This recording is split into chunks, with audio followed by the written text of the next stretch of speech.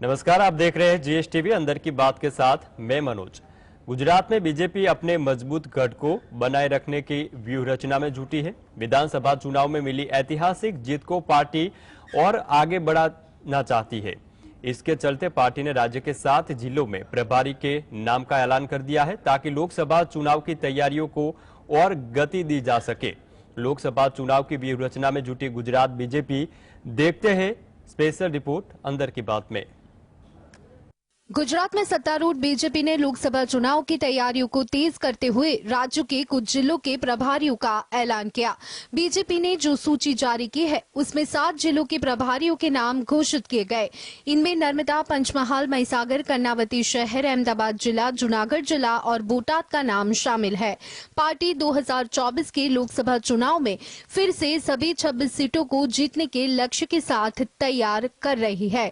इसके लिए पार्टी हर लोकसभा को ध्यान में रखकर मजबूती की तैयारी कर रही है ताकि तीसरी बार न सिर्फ क्लीन स्वीप किया जा सके बल्कि प्रत्येक लोकसभा सीट को 5 लाख और इसके अधिक मतों के अंतर से जीता जा सके।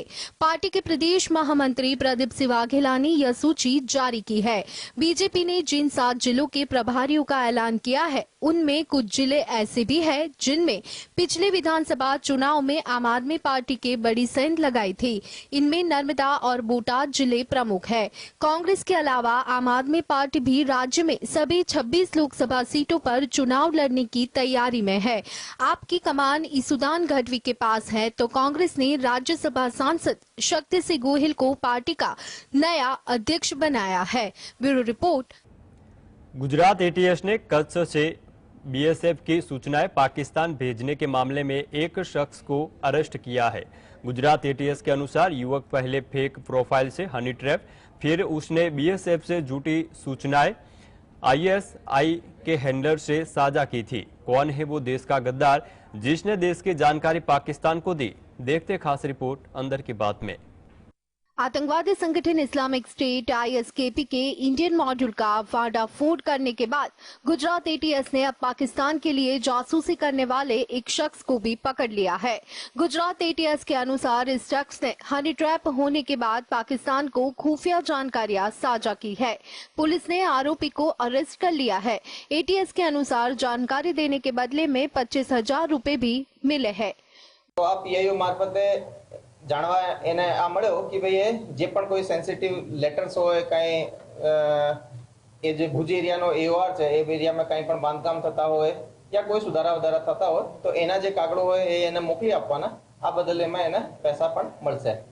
तो ए हाल सुधी में लगभग 6 महीना में एने लगभग 28,000 ની આજુબાજુની રકમ जुदा जुदा अकाउंट थी पेटीएम मार्फते एना अकाउंट में पैसा आवेला छे અને એના બદલ એ ઘણી બધી જે સેન્સિટિવ માહિતી છે એ સેન્સિટિવ માહિતી એ પીઆઈઓ ને મોકલી આપેલી છે। गुजरात एटीएस से मिली शुरुआती जानकारी में सामने आया कि नीलेश वालिया नाम का यह शख्स पाकिस्तान के लिए जासूसी कर रहा था। नीलेश पहले हनी ट्रैप फंसा और फिर गुप्त जानकारी पाकिस्तान भेजी।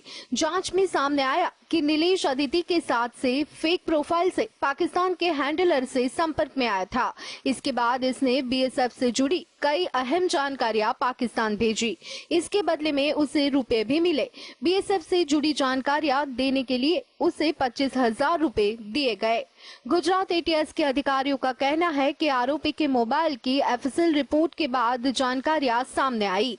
आगे की पूछताछ में कुछ और बड़े खुलासे हो सकते हैं। गुजरात एटीएस को आशंका है कि जासूसी का यह नेटवर्क आईएसआईएस से जुड़ा हो सकता है। Bureau report. जी। बीजेपी ने 4 राज्य में चुनाव प्रभारी और सह प्रभारी नियुक्त किए हैं। केंद्रीय वन एवं पर्यावरण मंत्री भूपेंद्र यादव को मध्य प्रदेश का चुनावी प्रभारी बनाया गया है। वहीं रेल मंत्री अश्विनी वैष्णव को सह प्रभारी की जिम्मेदारी सौंपी गई। मध्य प्रदेश में इसी साल के अंत में विधानसभा चुनाव होना है। क्या नरेंद्र मोदी के भरोसेमंद मंत्री को ही मिली महत्वपूर्ण राज्य के प्रभारी की जिम्मेदारी? देखते हैं रिपोर्ट अंदर की बात में। प्रकाश जावड़ेकर की अचानक वापसी एक आश्चर्य की बात है क्योंकि भाजपा ने 4 राज्यों में चुनाव प्रभारी नियुक्त किए हैं। तेलंगाना में प्रकाश जावड़ेकर को प्रभारी और सुनील बंसल को सह प्रभारी बनाया गया है। इस नियुक्ति के साथ ही लंबे समय से भुला दिए गए जावड़ेकर अचानक सुर्खियों में आ गए। तेलंगाना में बीजेपी की जीत की संभावना बहुत कम है, लेकिन जावड़ेकर को मौका मिलना भी बड़ी बात है। इसके अलावा पिछले कुछ समय से जावड़ेकर से कीमत नहीं पूछी जा रही थी। हालांकि यह साफ हो गया है कि प्रभारियों की नियुक्ति में प्रधानमंत्री मोदी किस पर ज्यादा भरोसा करते हैं।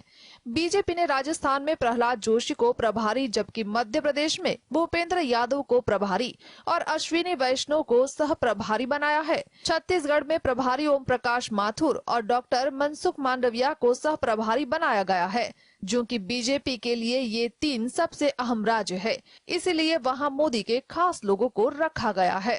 Bureau report, GSTV। कांग्रेस के पूर्व अध्यक्ष राहुल गांधी दिल्ली से शिमला के लिए जा रहे थे। राहुल गांधी जैसे ही सोनीपत पहुंचे, वहां उन्होंने खेत में काम करते लोगों को देखा और अपना काफिला रुकवा दिया। फिर क्या किया राहुल गांधी ने, देखते खास रिपोर्ट अंदर की बात में। कांग्रेस के पूर्व राष्ट्रीय अध्यक्ष राहुल गांधी लोगों का विश्वास जीतने के लिए नए प्रयोग करके सुर्खियों में रहते हैं। राहुल गांधी शनिवार को सुबह अचानक बड़ौदा क्षेत्र में पहुंच गए।